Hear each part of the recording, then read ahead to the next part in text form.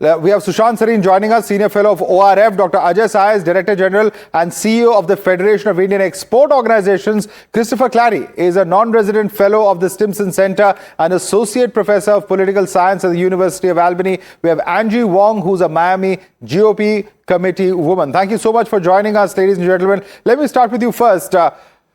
Christopher Clary, it's quite clear that President Trump intends to push ahead with these tariffs. He's, of course, gone ahead and notified it as well. The big question is, who's it going to hurt more? Because the American consumer will also have to pay more. It's not going to be easy for U.S. corporations to quickly, change their supply chains around in such a short period of time. Christopher. I think no one is really going to benefit out of these tariffs taking effect. I think the case that it's the U.S. economy is less dependent on Indian imports than India is benefited from exports to the U.S. But that doesn't mean that this is going to be a positive outcome, in part because the costs are not purely economic, but there'll also be these strategic consequences and these hurt feelings that will linger in the relationship for many years, certainly after the tariffs are gone and perhaps after President Trump is past the scene as well. But I think from a purely economic calculation, the U.S. is in a better position to weather this coercion than though the Indian economy will do okay. The growth will be slower than the Prime Minister's aspirations. Sushant Sareen, I want you to come in. This announcement, we all know, of course, the engines that HAL uses as far as the LCA are concerned, they come from GE. But, in the midst of all of this wrangling, and in the past, we've seen how there's been issues relating to supply of these engines. This announcement coming out of the blue, what do you make of such an announcement? Is this an attempt to sweeten the deal? Is this some kind of fresh announcement from India's side to show that they are willing to be flexible and work with the United States? How do we interpret this? Look, I don't think this thing has come out of the blue. Obviously, there must be some negotiations going on about these engines. So it's not as though it's happened all of a sudden.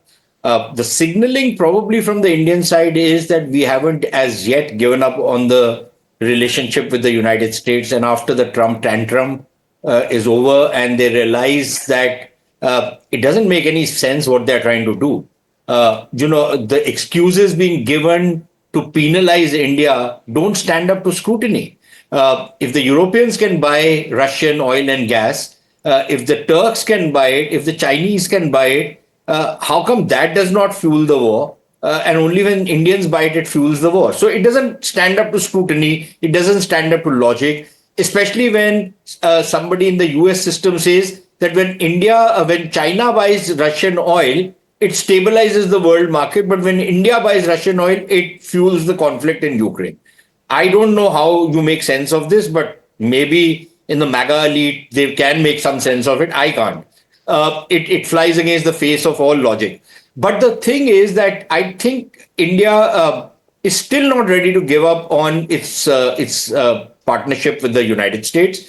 But I would imagine this is one of those things that we are saying, okay, let us see how this progresses. Let us not, start burning the house down. If the Americans are doing it on their side, let us try and save something for posterity and for the future, really. So let's see how this works out. But clearly, I think there is going to be a lot of voices in India which are now going to, ask a lot of questions on whether that trust factor which there was with the United States is something that we can still go ahead with. Right. Again, problems are going to be partly economic.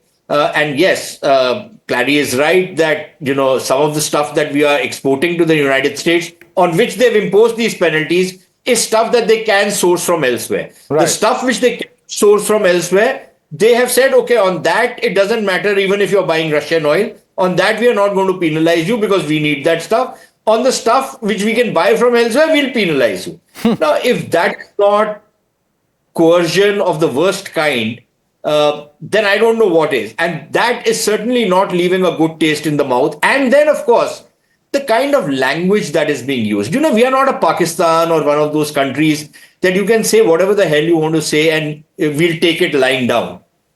we are a very proud people. We have a history of being colonized by these people.